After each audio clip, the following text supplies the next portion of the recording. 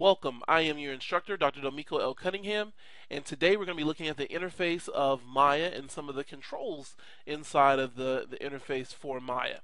So one of the first things that we probably need to get to know inside of Maya is how to actually be able to move our camera here inside of Maya.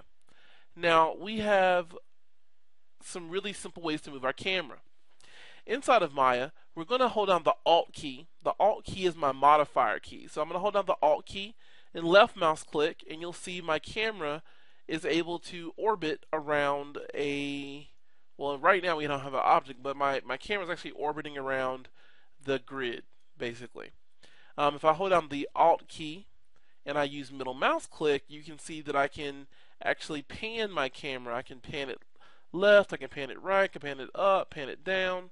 And if I hold down the Alt key while holding down the right mouse button, I can actually dolly my camera in and dolly my camera out. So I can dolly it in and dolly it out, dolly it in, dolly it out. One thing we want to we want to think about as we start to get to become professionals working with Dr. 3D software is that we want to use terms that represent what we're talking about. So in the normal world, you might say, "Well, I'm moving the camera." Well, the reality of it is that I'm actually panning I'm actually translating the camera, right? So I'm translating it here, or I'm translating the camera over here, or over here, over here, right?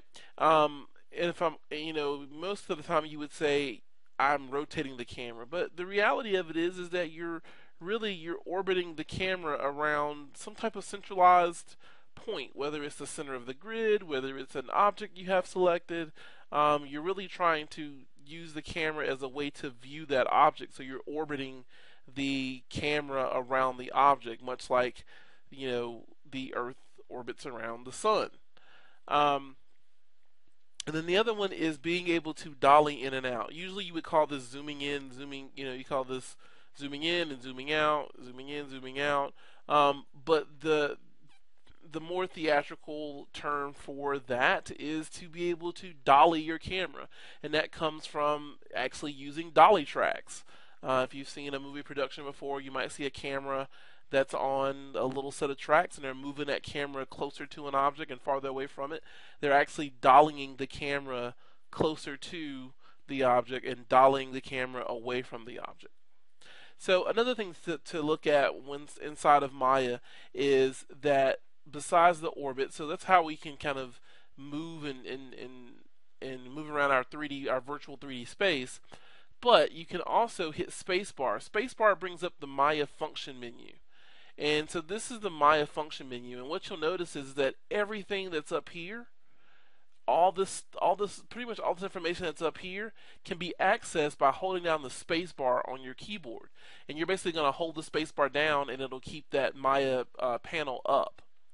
Now, if I hold this down and I let go, you'll see the panel goes away. But if I click the space bar button, you'll see it brings up a quad viewport where I can see a perspective view, I can see a top, a front, and a side view. If I put my mouse over one of these different views and I hit or just slap the spacebar again, so I'm just going to slap spacebar, you'll see it maximizes the top view.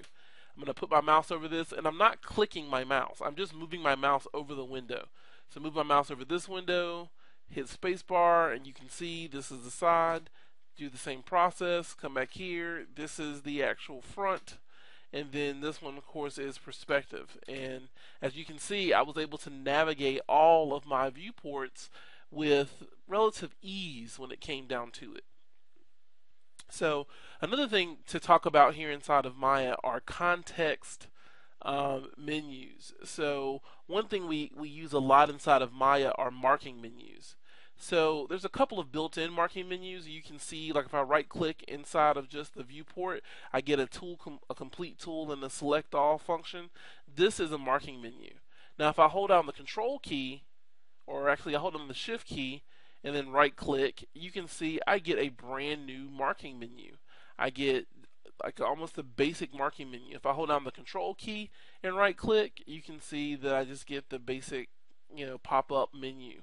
But let's hold down shift and right mouse click, and you can see I could actually come in here and make myself brand new cube. Just I'm still holding my right mouse button to select and move over stuff. And when I want what I want, I can let go of the right mouse button, and it lets me start doing a command. So I can left mouse click and drag.